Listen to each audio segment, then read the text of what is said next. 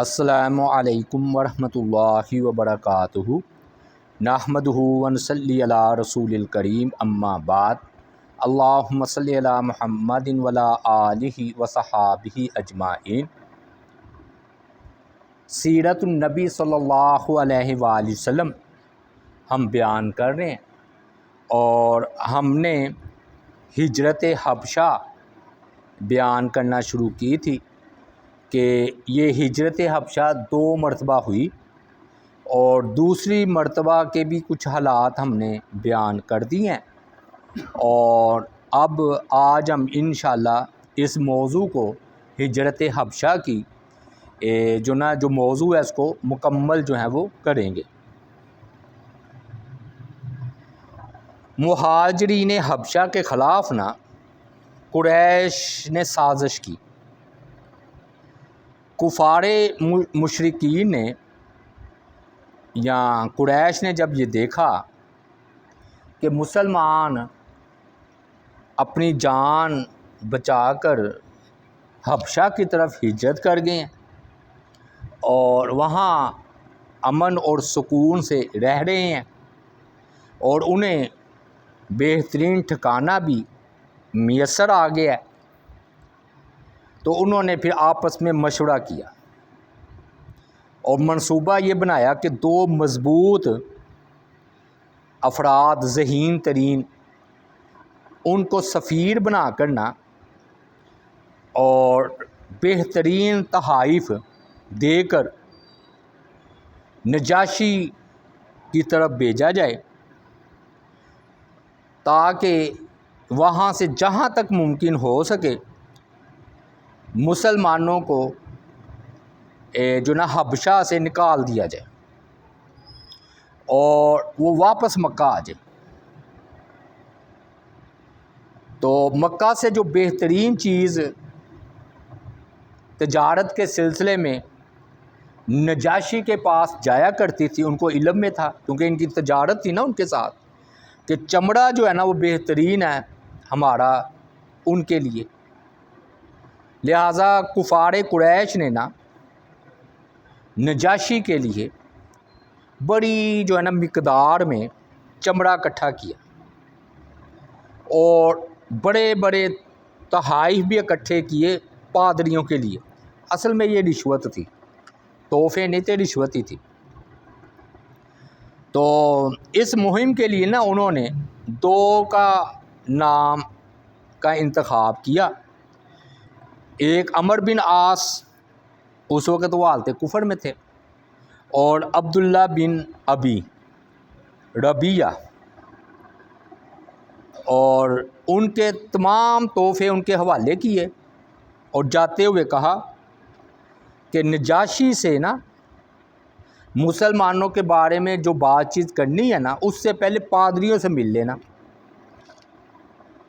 اور ان کو یہ تحفے پیش کرنا، رشوت یعنی کہ پادریوں کو، پھر ان سے یہ اپیل اور درخواست کرنا کہ وہ مسلمانوں سے کوئی بات چیت کیے بغیر مسلمانوں کو ہمارے حوالے کر دے۔ یعنی کہ نجاشی سے، پادری یہ کہیں گے نجاشی سے کہ مسلمانوں کو بات چیت کا بھی موقع نہیں دینا، صرف وہ بات نجاشی پادری کہیں اور نجاشی ان کو نکال دے۔ مقصد کیا تھا کہ پادریوں کی وجہ سے انہیں نجاشی کی پرزور حمایت حاصل ہو جائے،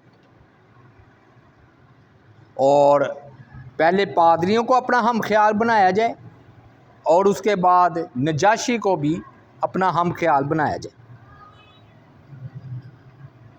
ابو طالب کو جب مشرکین مکہ کی سازش کا علم ہوا تو انہوں نے نجاشی کے لیے کچھ اشعار کہے، اور اشعار میں مسلمانوں کے ساتھ مدد کی ترغیب دی ہوئی تھی نجاشی کو، کہ گویا میرے یہ اشعار ہیں، شعر ہیں، یہ نجاشی تک پہنچ گئے تو وہ مسلمانوں کی حمایت کریں گے۔ پھر جب یہ ادھر پہنچے ہیں تو ہر پادری کو انہوں نے تحفے دیے، دونوں نے، اور کہا ہم میں سے کچھ بیوقوف نوجوان وہ ہمارے ہاں سے نکل کر آپ کے وطن میں آ گئے ہیں. پادریوں سے کہہ رہے ہیں. پہلے پادریوں سے ملاقات ہوئی, تحفے پیش کرنے کے بعد یہ ان سے گفتگو کر رہے ہیں کہ ہمارے بیوقوف نوجوان ہیں اور انہوں نے اپنے قوم کے دین سے علیحدگی اختیار کر لی. پھر انہیں بھڑکانے کے لیے کہا آپ کے دین میں بھی وہ داخل نہیں ہوئے, الگ سے ہی کوئی نا دین انہوں نے توبہ نعوذ باللہ گڑھ لیا, بنا لیا. وہ ایسا دین ہے نہ آپ اس سے واقف ہیں نہ ہم واقف ہیں. ہمیں ہماری قوم کے سرداروں نے ان کے بارے میں بات چیت کرنے کے لیے بادشاہ کی خدمت میں بھیجا ہے تاکہ ہم ان کی بازیابی کے بعد انہیں ان کی قوم کے سرداروں کے حوالے کر دیں, یعنی کہ یہاں سے لے جا کر مکہ کے سرداروں کے حوالے کر دیں. لیکن جب ہم بادشاہ سے گفتگو کریں تو تم نے اے پادریو تم نے بادشاہ کو یہ مشورہ دینا ہے کہ وہ انہیں ہمارے حوالے کر دے اور ان میں سے کوئی گفتگو کرے ہی نہ, یعنی کہ بات چیت کا موقع ہی نہ آئے. ہماری قوم ان پر خوب نظر رکھے ہوئے ہے, ہمیں پتہ ہے ان میں کون کون سے عیب ہیں. ان کے مکمل طور پر نا پادریوں کو تحائف دیے, اپنا ہم نوا کیا اور کوشش کی کہ بات چیت نہ ہو, بلکہ پادری بات جب حمایت کر دیں گے تو نجاشی ہمارے حوالے کر دے گا. اب قریش کے دونوں سفیر پادریوں سے معاملہ طے کر کے اب نجاشی کے دربار میں حاضر ہوئے. انہوں نے اسے قیمتی تحائف جو ہے وہ پیش کیے. نجاشی نے تحائف قبول کر لیے. بعد میں انہوں نے نجاشی سے کہا کہ وہی بات جو پادریوں سے کی تھی کہ ہمارے کچھ بیوقوف نوجوان ہیں, انہوں نے نہ آپ کا دین قبول کیا نہ ہمارا, الگ سے کوئی دین انہوں نے بنا لیا ہے اور ہمارے قوم کے سرداروں نے ہمیں بھیجا ہے تاکہ وہ جو مسلمان ہیں ان کو آپ ہمارے حوالے کریں, اور جو ہم ان پر جو ہے نا کڑی نظر رکھے ہوئے ہیں اور ان کے عیبوں کو خوب جانتے ہیں. وہی بات جو پادریوں سے کی. اب جب دونوں سفیروں نے اپنے آنے کا مقصد بتایا تو طے شدہ پروگرام کے مطابق نا موجود جو ارد گرد پادری تھے نا, وزیر پادری, انہوں نے تائید کرتے ہوئے کہا اے بادشاہ انہوں نے سچ کہا ہے, ان کی قوم ان مسلمانوں پر خوب نظر رکھے ہوئے ہے اور ان کے عیبوں کو بھی اچھی طرح جانتی ہے, تو ان لوگوں کو ان دونوں سفیروں کے سپرد کر دیجیے تاکہ وہ انہیں اپنے وطن یعنی کہ مکہ واپس لے جائیں. پادریوں کی یہ بات سن کر نا نجاشی غصے میں آ گیا, الٹا اثر ہوا. اس نے کہا صاف کا ایسا ہرگز نہیں ہوگا, اللہ کی قسم میں ان لوگوں کو ان کے حوالے نہیں کروں گا. مجھے ایسے لوگوں کے بارے میں کوئی دھوکہ نہیں دیا جا سکتا جنہوں نے سب ملکوں کو شہروں کو چھوڑ کر میرے ملک میں آئے ہیں اور میرے عدل و انصاف پر انہوں نے اعتماد کیا ہے. میں تو ان سے پوچھ گچھ کروں گا. انہوں نے مجھ پر اتنا اعتماد کیا, اور علاقے کی طرف بھی تو جا سکتے تھے اور شہر ملک کی طرف تو جا سکتے تھے, میرے ملک میں کیوں آئے ہیں؟ میرے عدل اور انصاف کی وجہ سے. تو انہیں بلاؤ, اگر وہ ثابت نہ ہوئے تو میں انہیں تمہارے حوالے نہیں کروں گا جو تم نے کہا ہے, اور جب تک کہ وہ میری جو ہے نا ملک میں رہیں گے میں ان سے حسن سلوک کرتا رہوں گا. نجاشی نے اپنا قاصد روانہ کر دیا کہ وہ صحابہ کرام کو بلا کر لائے. جب قاصد صحابہ کرام کے پاس گیا تو وہ سب اکٹھے ہو گئے. 82 افراد تھے نا, میں نے بتایا 83, 19 عورتیں بھی اگر ساتھ ملائی جائے. بعض صحابہ کرام نے ایک دوسرے پوچھنے لگے کہ جب ہم نجاشی کے دربار میں جائیں گے تو کیا کہیں گے، یعنی کہ اتفاق کر لیں کسی بات پر، تو اتفاق یہ ہوا کہ اللہ کی قسم ہم وہی بات کہیں گے جس کا ہمیں علم ہے اور جس کا ہمیں ہمارے نبی صلی اللہ علیہ وآلہ وسلم نے حکم دیا ہے، چاہے اس کا نتیجہ کچھ بھی نکلے۔ یہ پختہ ارادہ کرنے کے بعد صحابہ کرام نجاشی کے دربار میں پہنچ گئے۔ نجاشی نے عیسائیوں کے بڑے بڑے عالموں کو بلا رکھا تھا اور وہ اس کے ارد گرد اپنی کتابیں کھول کر بیٹھے ہوئے تھے۔ نجاشی نے مسلمانوں سے پوچھا یہ کون سا دین ہے جس کی وجہ سے تم اپنی قوم کے دین سے الگ ہو گئے ہو، پھر نہ تم میرے دین میں داخل ہوئے اور نہ دوسری امتوں کے کسی دین میں، یعنی کہ جو یہ نیا دین آیا ہے کسی بھی پرانے دین کو تم نے قبول نہیں کیا، وہ کیا ہے؟ اب ادھر نا سیدنا جعفر بن ابو طالب کے جو بیٹے ہیں جعفر، حضرت علی کے بھائی رضی اللہ تعالی عنہ، انہوں نے نا مسلمانوں کی ترجمانی کی، آگے بڑھے اور بڑی جرأت اور بڑی قابلیت سے انہوں نے نجاشی کا جواب دیتے ہوئے بڑی جو ہے نا زبردست قسم کی تقریر کی، اور وہ ایسی تقریر ہے کہ متواتر ہے، یعنی کہ وہ جو ہے نا زبردست مشہور ہوئی ہے، بلکہ کہنے والے کہتے ہیں کہ اس کو زبانی یاد رکھنے کے لائق ہے۔ ایسی تقریر انہوں نے نجاشی کے دربار میں کی۔ کیا انہوں نے کہا کہ اے بادشاہ، ہم لوگ جاہلیت میں مبتلا تھے، جاہل تھے، ہم بتوں کی عبادت کرتے تھے، مردار تک کھا جاتے تھے، ہم زنا کرتے تھے، بدکاریاں کرتے تھے، قطع رحمی کرتے تھے، یعنی کہ رشتہ داروں کے ساتھ اچھا سلوک نہیں کرتے تھے، ہمسایوں سے بھی برا سلوک کرتے تھے، ہم میں سے قانون یہ تھا کہ طاقتور کمزور کو کھا جاتا تھا، ہم اس حالت میں تھے کہ اللہ تعالیٰ نے ہم میں ایک پیغمبر جس کا نام ہے محمد صلی اللہ علیہ وآلہ وسلم اس کو بھیجا، ہم نے اس کا عالی نسب دیکھا، سچائی دیکھی، امانت دیکھی، پاک دامنی سے خوب واقف ہیں۔ انہوں نے ہمیں اللہ کی طرف بلایا کہ ہم اللہ کو ایک مانیں، یعنی کہ اللہ وحدہ لا شریک ہے، اللہ ایک ہے اور اسی کی عبادت کریں۔ ہم اور ہمارے باپ دادا اللہ کے سوا جن پتھروں اور بتوں کو پوجتے تھے انہیں چھوڑ دیں، یعنی کہ اللہ کو ایک مانیں اور بتوں کو چھوڑ دیں۔ اور اللہ کے رسول صلی اللہ علیہ وآلہ وسلم نے تعلیمات کیا دی ہیں، یعنی کہ پہلی بات تو توحید، دوسرا سچ بولیں، امانت کو ادا کریں، رشتہ داروں کے ساتھ اچھا سلوک کریں، ہمسایوں سے بھی اچھا سلوک کریں، حرام کاموں سے پرہیز کریں، کسی کو قتل نہ کریں، بے حیائی کے کام سے رک جائیں، جھوٹ بولنے سے بھی رک جائیں، یتیم کا مال کھانے سے بھی رک جائیں، اور پاک دامن عورتوں پر تہمت بھی نہ لگائیں۔ اور آپ نے ہمیں حکم دیا کہ ہم صرف ایک اللہ کی عبادت کریں اور اس کے ساتھ کسی چیز کو شریک نہ ٹھہرائیں۔ آپ نے ہمیں نماز، روزہ اور زکوٰۃ کا حکم دیا۔ یہ مکے میں بات ہو رہی ہے، اور اس موقع پر اسلام کے اور بھی چند کام گنوائے۔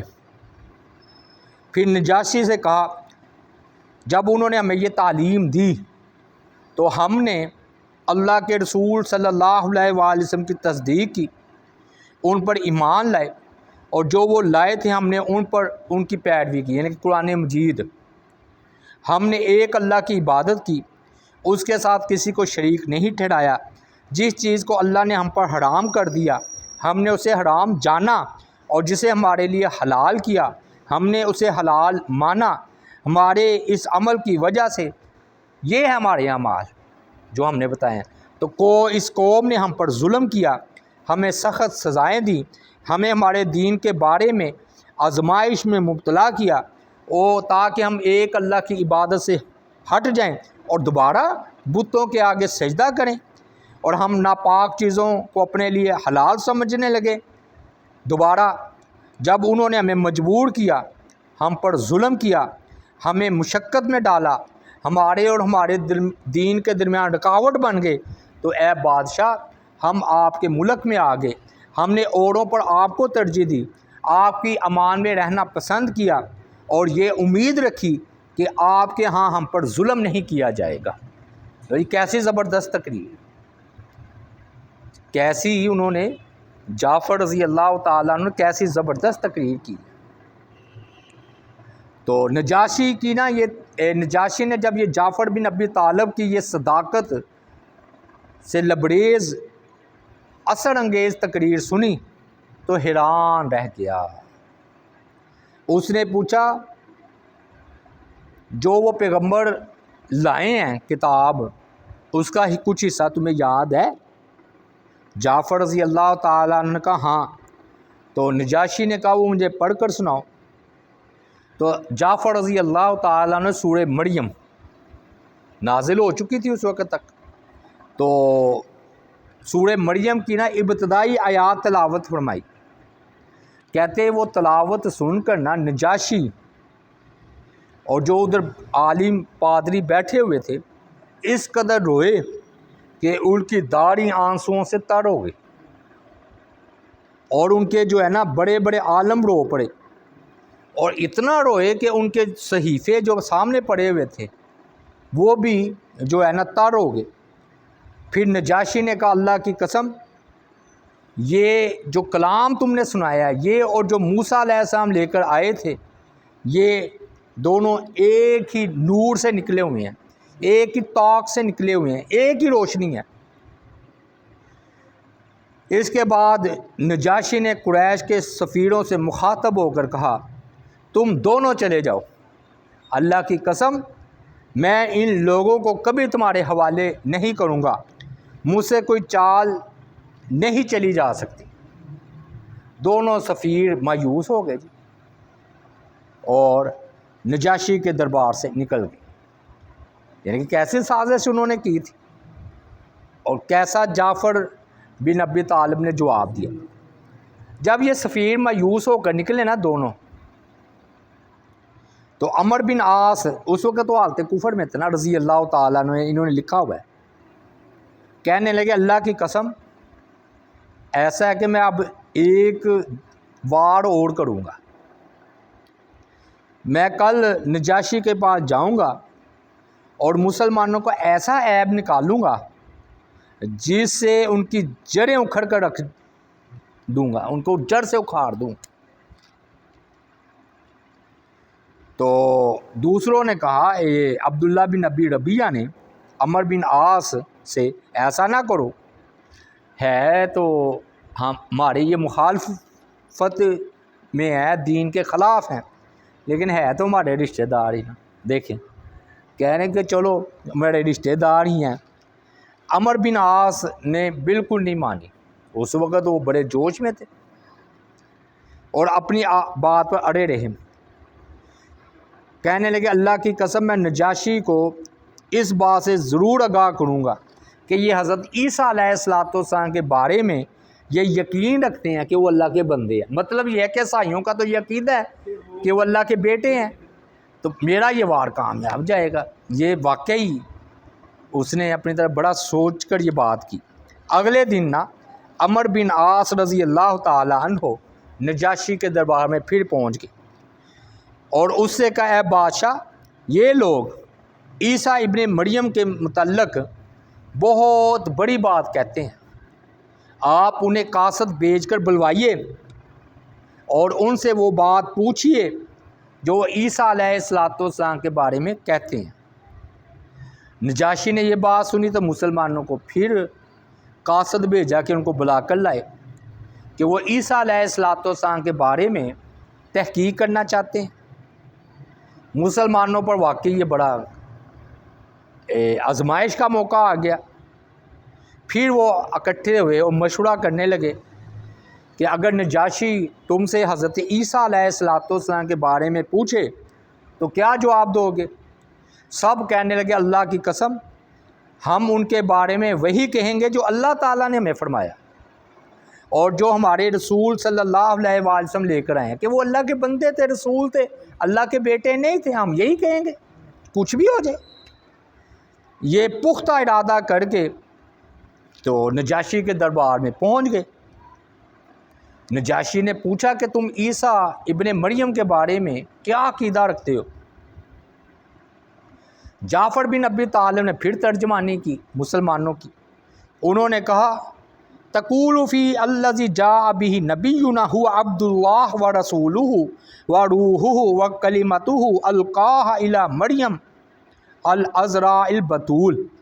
ہم ان کے بارے میں وہی کہتے ہیں جو ہمارے نبی صلی اللہ علیہ وآلہ وسلم لے کر آئے ہیں کہ وہ اللہ کے بندے اور اس کے رسول اور اس کی طرف سے روح ہیں، اور اس کا کلمہ ہے جس نے مریم کنواری کے طرف القاء کیا تھا۔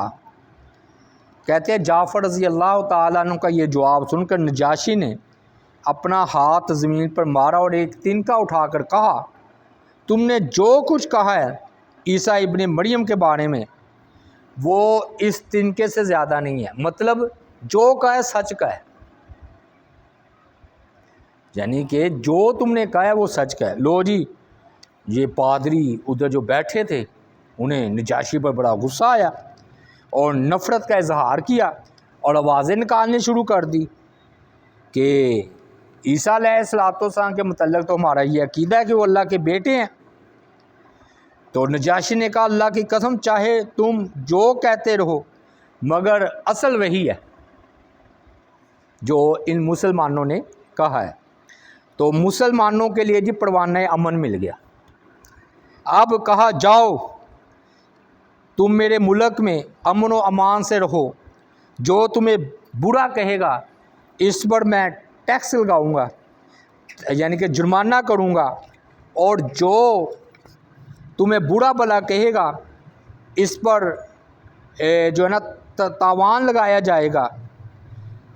3 بار اس نے کہا، اصل میں نا یہ 3 بار الفاظ ہیں، بڑی تاکید کے ساتھ اس نے یہ 3 بار کہا کہ جو تمہیں برا کہے گا میں اس پر تاوان یعنی کہ ٹیکس لگا لوں گا یا جرمانہ کروں گا۔ دوسرے لفظوں میں یوں کہہ لے کہ میں اس پر جرمانہ کروں گا، اور تم میں سے کسی شخص کو تکلیف دوں یہ میں نہیں چاہتا، چاہے مجھے سونے کا پہاڑ ملے۔ یہ تحائف کیا چیز ہے کہ میں ان تحائف کی خاطر تمہیں تکلیف دوں؟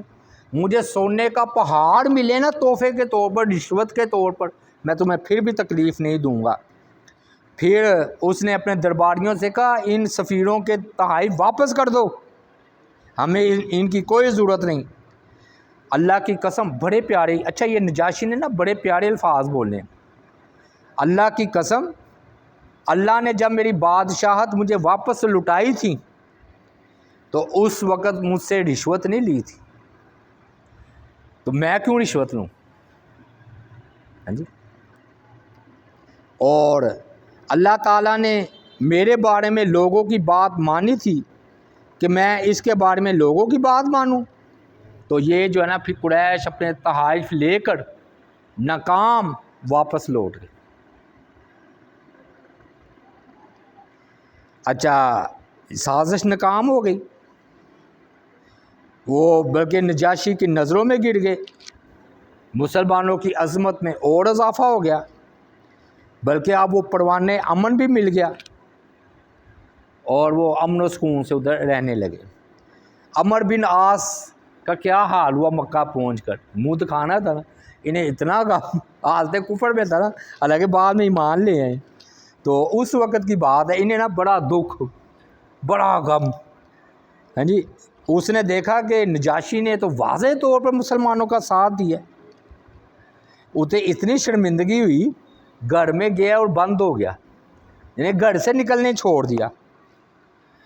ہاں جی، مشرکین مکہ نے یہ کیفیت دیکھنے لگے کہ یہ کیا ہوا ہے عمر بن عاص کو، اپنے گھر سے کیوں نہیں نکلتے؟ اس پر عمر بن عاص نے انہیں اپنے نہ نکلنے کی وجہ بتاتے ہوئے کہا کہ نجاشی یہ سمجھتا ہے کہ یہ جو تمہارا ساتھی ہے نا یہ اللہ کا نبی ہے، یعنی کہ محمد صلی اللہ علیہ وآلہ وسلم، اس نے تو واضح طور پر تصدیق کر دی ہے۔ اب ہوا یہ کہ وہ جو پادری نہیں بیٹھے تھے درباری، وہ نجاشی کے خلاف ہو گئے۔ انہوں نے کہا کہ یہ تو صاف اس نے اقرار کیا ہے کہ نبی علیہ السلام سچے ہیں اور عیسیٰ علیہ السلام اللہ کے بندے اور رسول ہیں، انہوں نے بغاوت کر دی۔ تو عیسائی ان کے مخالف ہو گئے۔ نجاشی سے انہوں نے کہا تم نے ہمارے دین سے علیحدگی اختیار کر لی ہے۔ تو وہ نجاشی کے خلاف اٹھ کھڑے ہوئے۔ یہ جب صورتحال دیکھی تو نجاشی نے نا جعفر رضی اللہ تعالیٰ عنہ اور مسلمانوں کی طرف اپنا قاصد بھیجا اور انہیں نا کشتیاں دی اور یہ پیغام بھجوایا کہ تم لوگ ان کشتیوں پر سوار ہو جاؤ اور اپنے دین پر قائم رہو۔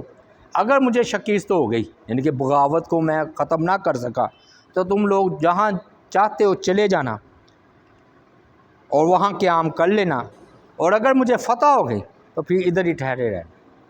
کیسا بندہ ہے، یعنی کہ ان کا خیال رکھا ہے، ان کی خاطر مخالفت مول لے رہا ہے۔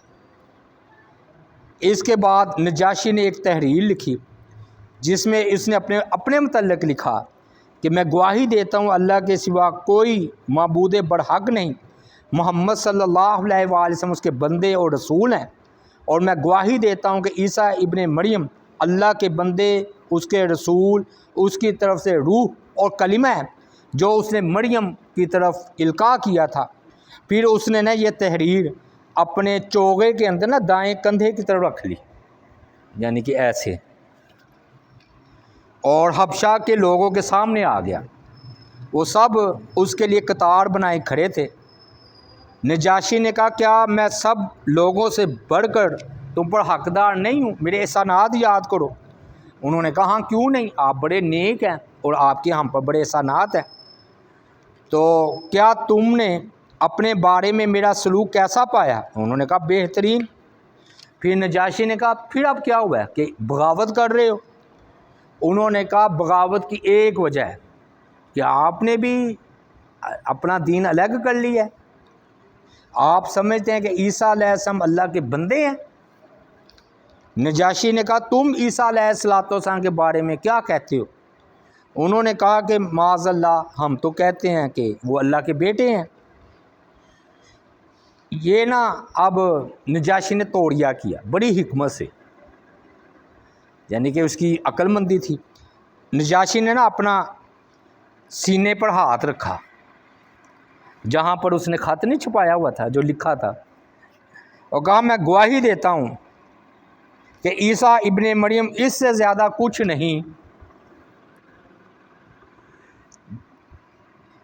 انہوں نے نجاشی کا مطلب یہ سمجھا جو ہم نے کہا ہے کہ عیسیٰ علیہ السلام اللہ کے بیٹے ہیں، اس سے زیادہ کچھ نہیں۔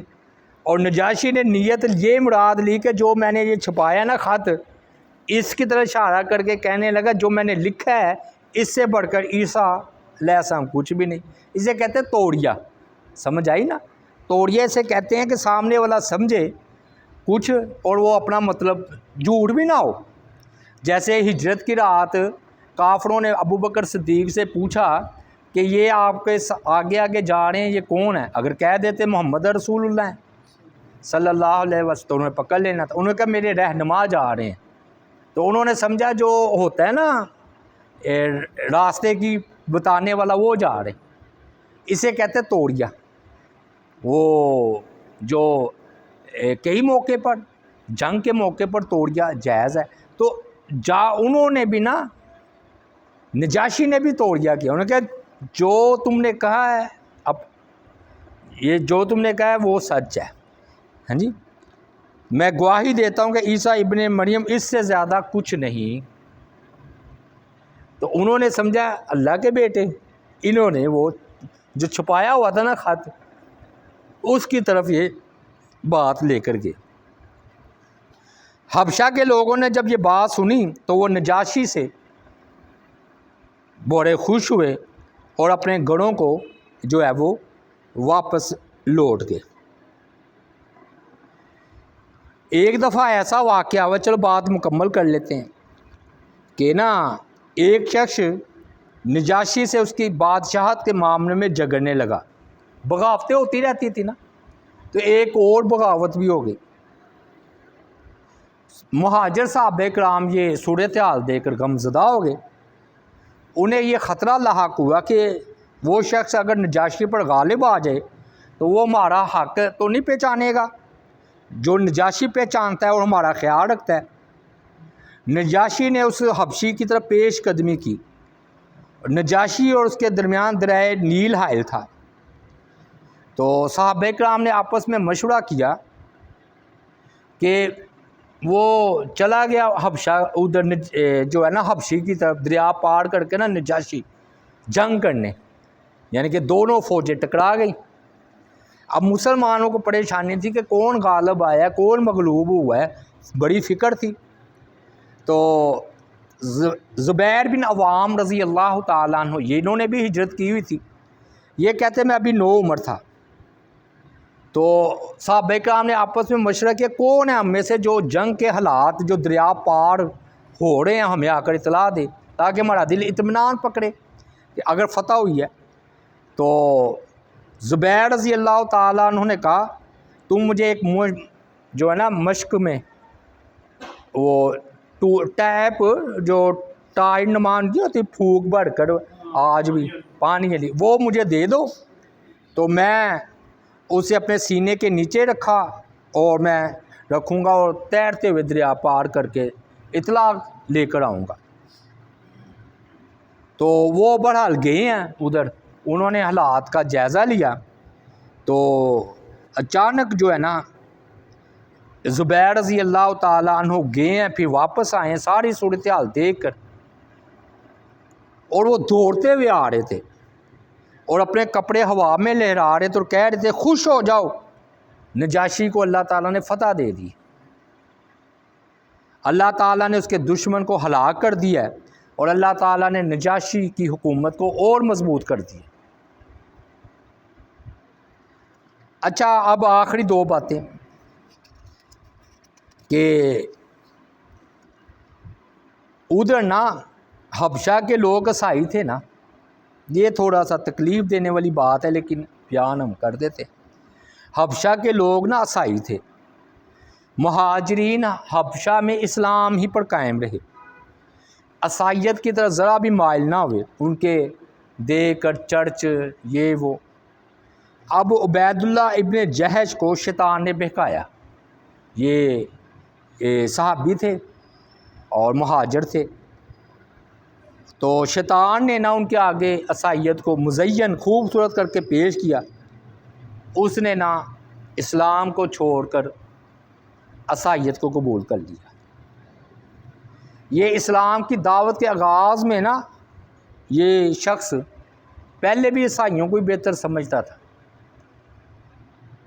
لیکن جب نبی علیہ الصلوۃ والسلام کی بعثت ہوئی تو یہ مسلمان ہو گیا، اور حبشہ کی طرف جب ہجرت کی تو عیسائیوں کا سارا ماحول دیکھ کر مرتد ہو گیا. اب دلچسپ بات یہ ہے کہ پتہ یہ کون ہے؟ عبید اللہ بن جہش، یہ ام حبیبہ رضی اللہ تعالیٰ عنہ کا شوہر تھا.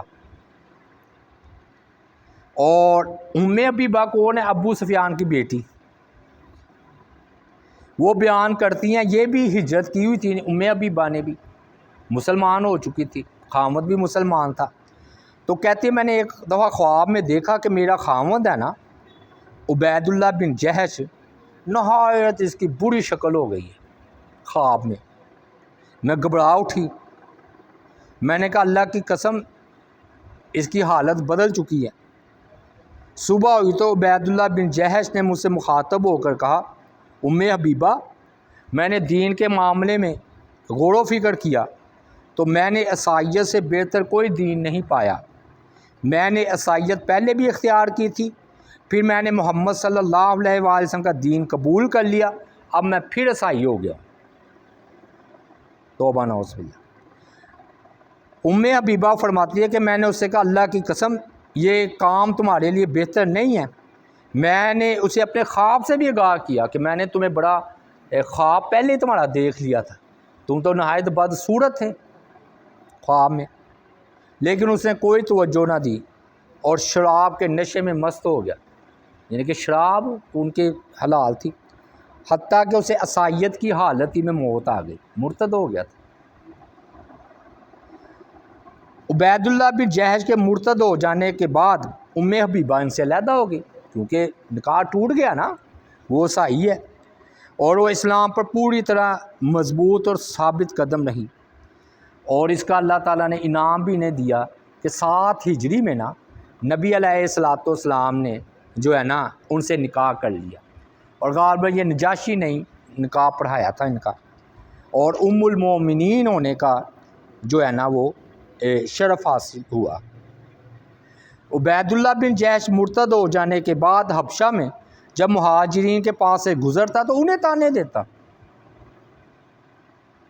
وہ کہتا تم نے سب کچھ کھلی آنکھوں سے دیکھ لیا اور تم آنکھیں چھپکاتے رہ گئے، یعنی کہ اس کا مطلب تھا کہ تم آنکھیں چھپکانے والے ہو، بار بار کھول کر بند کرنے والے، ہم نے تو آنکھیں کھلی دیکھ کر توبہ نعوذ باللہ حق کو پہچان لیا۔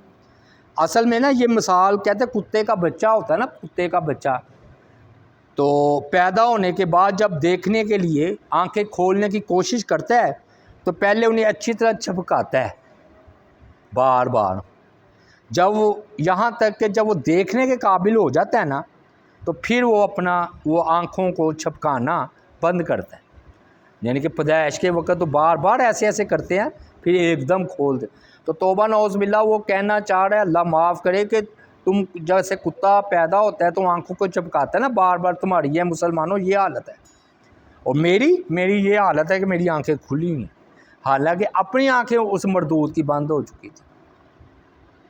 کہتے بعد میں کہا ایک اور بھی ہے سکران بن عمر، وہ بھی مرتد ہو گئے تھے، لیکن یہ کہتے ہیں یہ ضعیف روایت، ہاں عبید اللہ بن جہش مرتد ہوا ہے یہ پکی روایت۔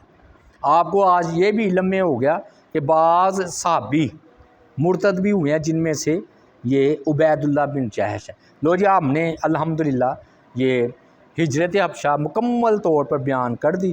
اللہ تعالیٰ سے دعا ہے کہ اللہ تعالیٰ ہمیں عمل کرنے کی توفیق عطا فرمائے، وما علینا الا البلاغ المبین۔ اچھا مجھے ایک بات رہ گئی تھی وہ میں بیان کر دوں ساتھ ساتھ، وہ ہم نے ہجرت حبشہ بیان کی تھی نا، تو اس میں ایک روایت آتی ہے کہ عثمان غنی اور رقیہ رضی اللہ تعالی عنہ نے حبشہ کی طرف 2 بار ہجرت کی، یہ بات ٹھیک ہے، لیکن ایک حدیث آ رہی ہے کہ حضرت لوط علیہ السلام کے بعد یہ جوڑا ہے عثمان اور رقیہ رضی اللہ تعالی عنہ کا جنہوں نے اللہ کی راہ میں ہجرت کی ہے، یہ حدیث ہے لیکن یہ ضعیف ہے، سلسلۃ الضعیفہ میں ناصر الدین البانی نے اس کو ضعیف کہا ہے۔ ہمارے ہاں بڑا یہ مشہور ہے کہ یہ روایت کہ حضرت لوط علیہ السلام نے اپنی اہلیہ بیوی کے ساتھ ہجرت کی، حالانکہ وہ بیوی نے ہجرت نہیں کی تھی، وہ پیچھے پیچھے جان کر آ رہی تھی اور پھر وہ عذاب کا شکار ہوئی، تو اس لیے یہ مطابقت بھی نہیں بنتی، تو اس لیے وہ معاملے کمزور ہے۔